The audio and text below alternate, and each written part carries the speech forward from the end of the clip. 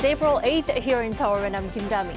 We begin with these stories making the headlines at this hour, starting with South Korea's second recon satellite launch.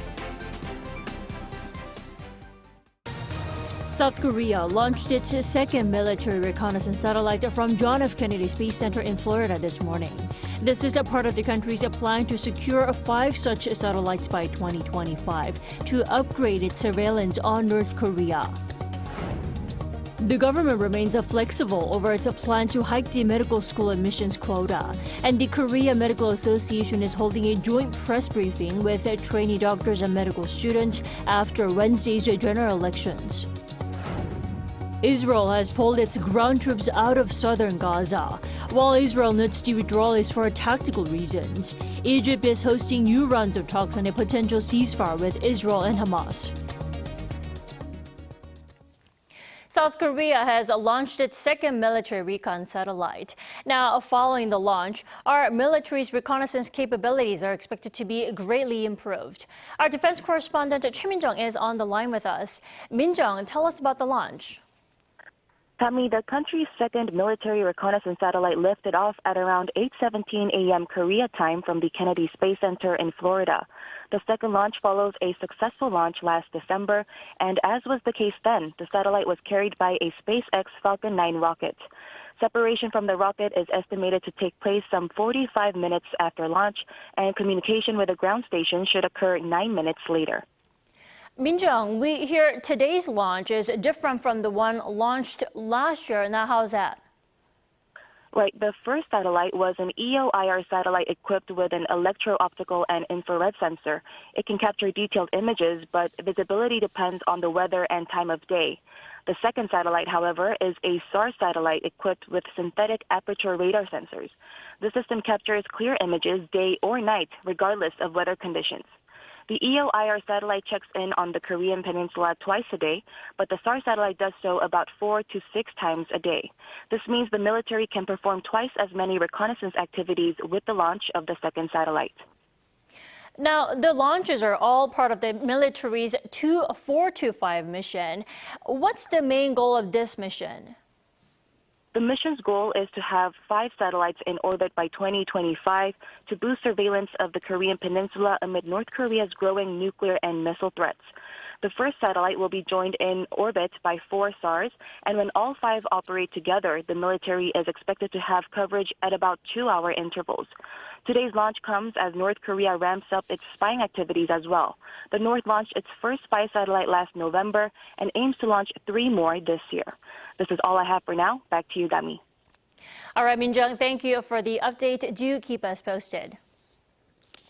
Now, moving on, the government continues to point out its flexibility over the medical school quota hike. The medical community, including trainee doctors and medical school students, says it'll speak with a collective voice from now on, starting with a joint press briefing later this week. Our Yoon reports.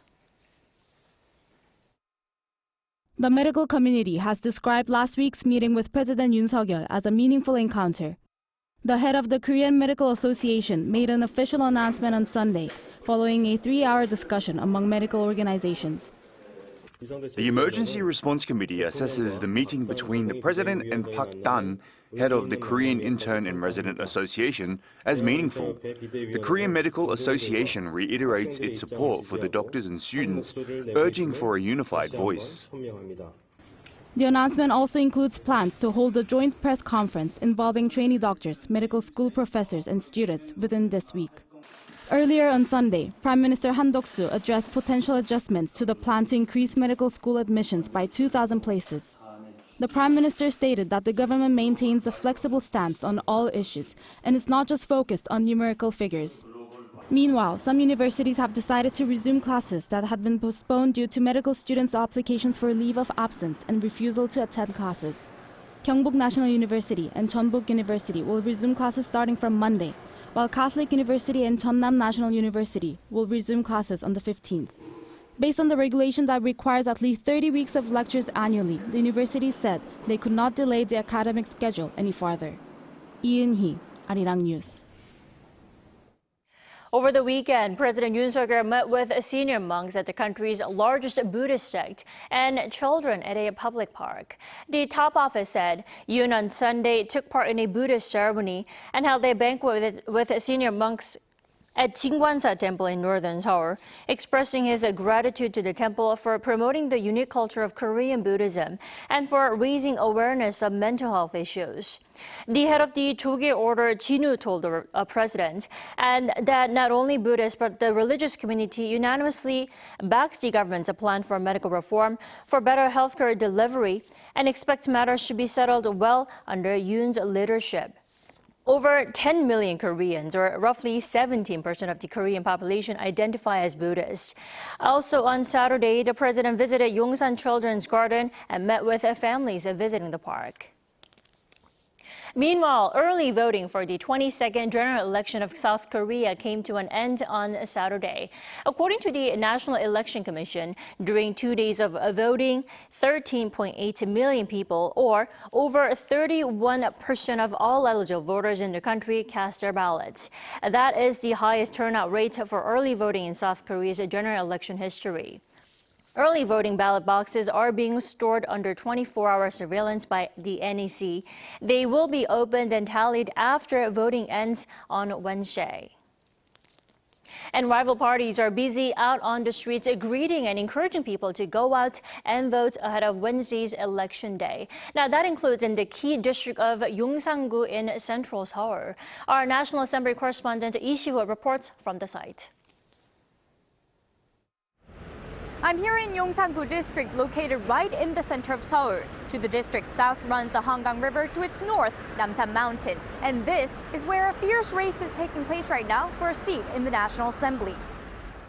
Yongsan-gu is the third least populous of 25 districts in Seoul, with a population of roughly 227,000. But sitting across what's called the Hangang Belt, a name for key districts along the capital's main river, and housing the presidential office since the beginning of the Yoon administration in 2022, it's now being dubbed a new political hotspot. For this year's general election, the ruling People Power Party's Kwon Young-se and the main opposition Democratic Party's Kang Tae-ung are running against each other for the second time.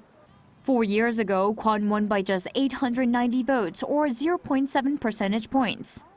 This was the smallest margin between winning and losing candidates in a Seoul district that year.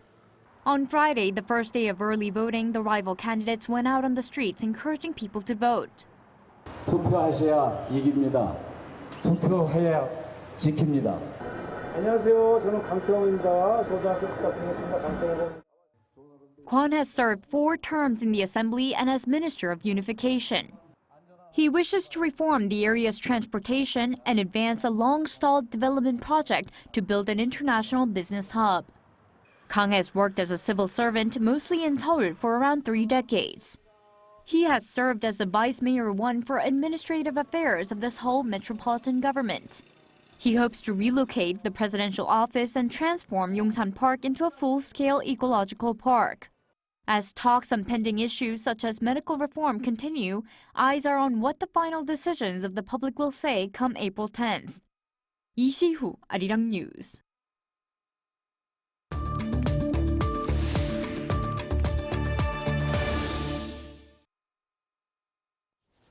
The U.S. and Japan are seeking tighter bilateral ties, namely in terms of military cooperation, with Prime Minister Fumio Kishida making a state visit to Washington this week. Then what would that mean for the Korean Peninsula? For more, we're joined by Professor Im Min-jung this morning. Welcome. Hello, good morning. Good morning. Why is Japanese Prime Minister Fumio Kishida making a state visit to the U.S. now? I mean, does the timing have any significance? Well, the specific visit was already, I think, organized and scheduled. If we recall our memory, in last year's November in San Francisco, there was a APEC meeting. And back then, again, the President Joe Biden, he invited Prime Minister Kishida to the United States.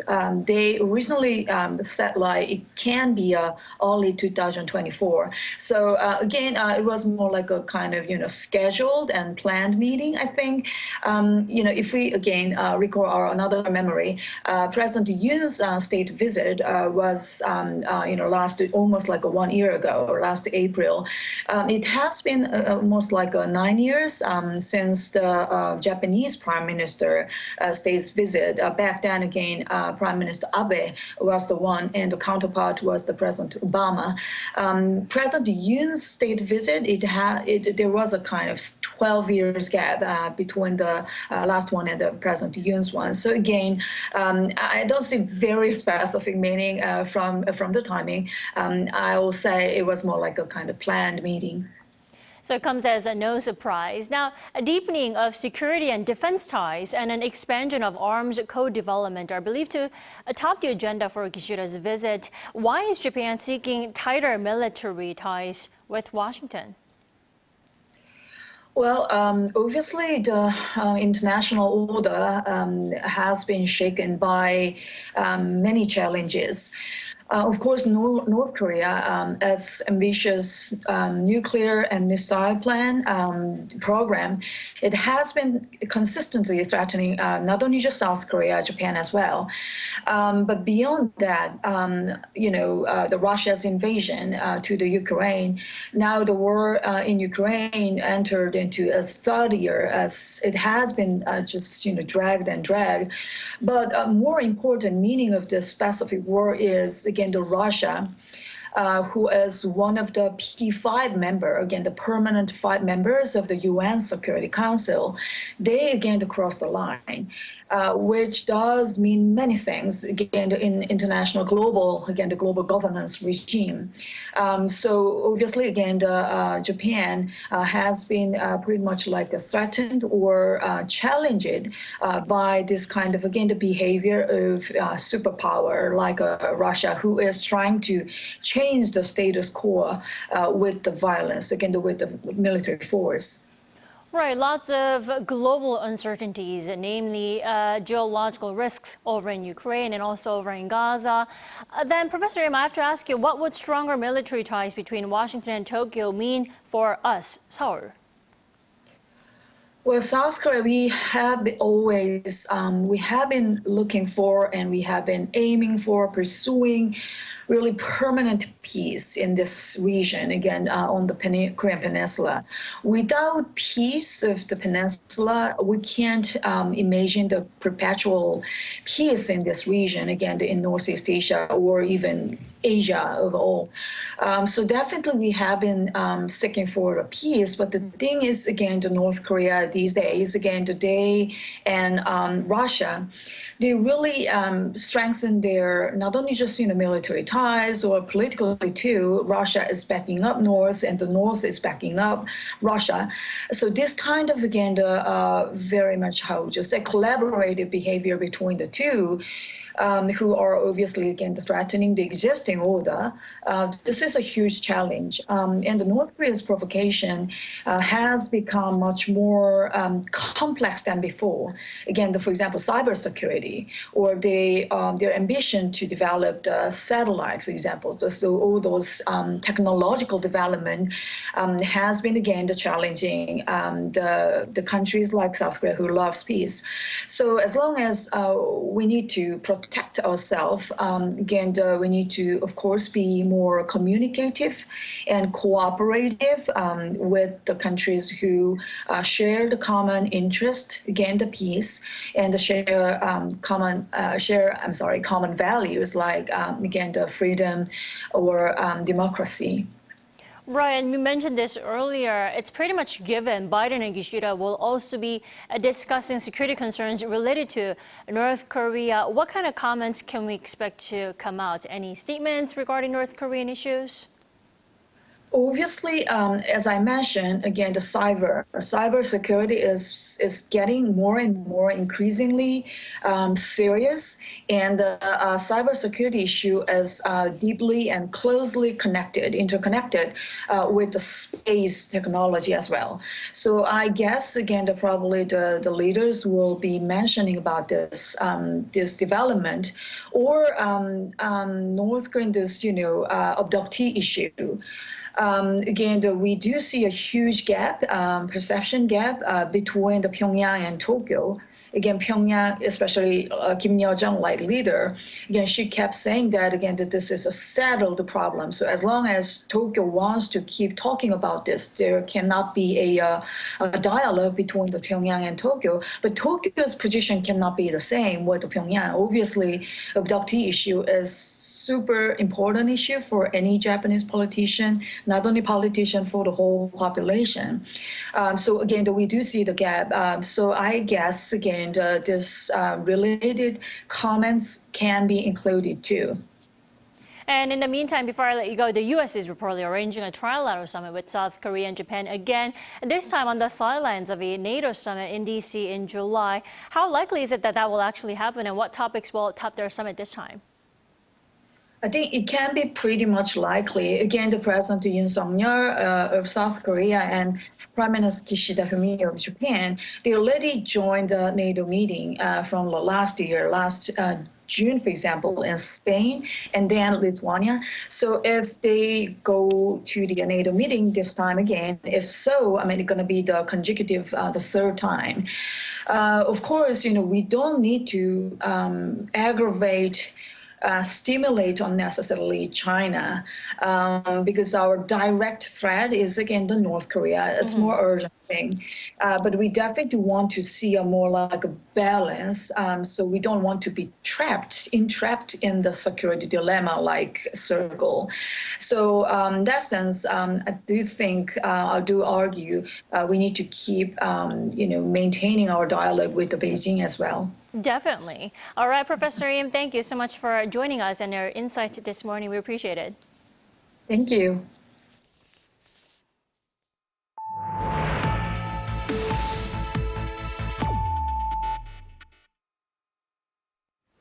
Japanese Prime Minister Biden-Kishida said that his government is making a high-level approach to North Korea for a summit with the leader, Kim Jong-un.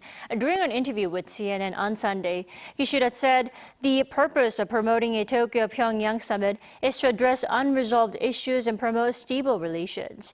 Now, the unresolved issues are interpreted to be the abduction of Japanese citizens in the 1970s and 80s and North Korea's nuclear and missile development. Kishida also said his government was monitoring military cooperation between the North and Russia and called joint military drills between Beijing and Moscow concerning with respect to international order and stability. Israel has pulled its ground troops from southern Gaza. The IDF says the war will continue after a break, while Iran warned Israel that its embassies are not safe after the deadly strike on Damascus last week. Lee-seung-jae has more. The Israeli military has withdrawn its troops from southern Gaza, citing tactical reason. The withdrawal of the troops comes after 4 months of fighting in Khan Yunis and coincides with the new ceasefire talks as Hamas and Israeli delegations travel to Egypt. According to Israel's defense chief Yoav Gallant, troops have withdrawn from the region and are awaiting word of their next mission. Israeli military officials also stressed that the latest move has nothing to do with a U.S. request, who have been calling on Israel to change its approach to the prolonged conflict in Gaza due to the high number of civilian casualties. They also said that the war in Gaza would continue in a different way, while Washington said it appears that Israel is seeking the rest and reorganization of its troops in southern Gaza. While the recent move signals positive momentum for ceasefire talks, tensions continue to flare between Iran and Israel. Speaking at a memorial ceremony in Tehran on Sunday for the Iranian Revolutionary Guard generals who were killed in the apparent Israeli airstrike on an Iranian consulate in Damascus last week, a military advisor to Iran's supreme leader vowed retaliation, warning that no Israeli embassy is safe from Iran. However, Israeli Prime Minister Benjamin Netanyahu said Israel was prepared for any response from Iran, while the Israel Defense Forces Chief Herzi Halevi said that the Israeli military knows how to deal with Iran both offensively and defensively. Meanwhile, tens of thousands of people continued to gather in Israel over the weekend, demanding the speedy return of the hostages taken by Hamas last October and for Netanyahu's resignation. Lee-seung-jae, Arirang News.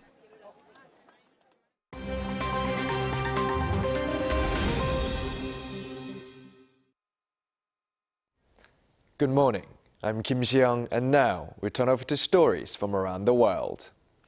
The Russian government has declared a federal emergency in the country's southern Orenburg region amid rising water levels in the Ural River. Some of the biggest floods in decades have hit Russian regions in the Ural Mountains and Siberia, as well as parts of Kazakhstan over the past few days. The Orenburg regional government has evacuated more than 4,000 people, including 885 children in the city of Orsk, as the Ural River flooded at least 6,000 homes in the region. Europe's third longest river burst through a dam embankment in Orsk on Friday after meltwater rose the water levels. Local officials said the dam in Orsk was built to hold a water level of 5.5 meters, but the Ural River rose to 9.6 meters. Orenburg's regional governor said that flooding had been recorded along the entire course of the Ural River. Kazakhstan's president said on Saturday that the floods were the country's largest natural disaster in 80 years. A Soyuz space capsule carrying American, Belarusian and Russian crew members successfully touched down in Kazakhstan on Saturday. The three returned to Earth after finishing their mission on the International Space Station. NASA astronaut Laurel O'Hara returned to Earth after 204 days on the ISS, alongside veteran Roscosmos cosmonaut Oleg Novitsky and spaceflight participant Marina Vasilevskaya. The Soyuz M-24 capsule took about 3.5 hours to travel from the International Space Station back to Earth. Despite the geopolitical tensions due to the war in Ukraine, space is one of the last remaining areas of cooperation between the US and Russia. Now to the US, where 2 people were killed and 7, including a police officer, were wounded in a shootout at a bar in Doral, Florida. Local police reported that the shootout, which took place early on Saturday local time, followed an argument where one suspect pulled out a gun and killed a security guard who was trying to respond. 6 bystanders were also shot, while 1 police officer was hit in the leg. According to reports, 2 of the injured are in critical condition. Active investigations by the City of Doral Police, the Miami Police and the Florida Department of Law Enforcement are currently underway. Staying in the US and to Oregon, where one lucky lotto player is set to take home $1.3 billion Powerball prize early Sunday morning local time. After an unexpected delay of 3.5 hours, the winning numbers announced were 22, 27, 44, 52 and 69, with 9 as the Powerball number. The winner overcame odds of 1 in 292 million to claim the jackpot. The all-time biggest Powerball jackpot of $2.04 billion was won in California in November 2022.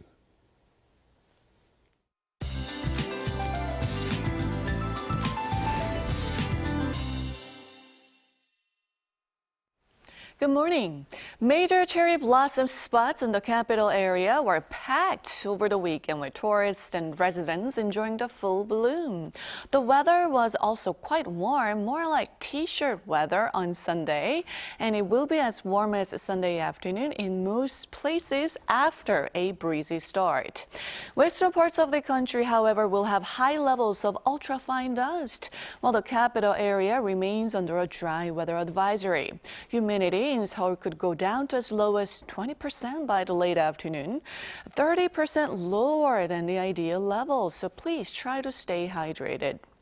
Partly sunny to cloudy in most parts of the country today, with rain in the forecast for Jeju from the afternoon. And Seoul and Daejeon will hike up to 23 degrees, Gwangju topping out at 24 degrees Celsius this afternoon. It will stay dry through this week with more roller coaster temperatures between lows and highs, waking up to single-digit morning temperatures on General Election Day on Wednesday. That's Korea for you, and here's a look at the international weather conditions.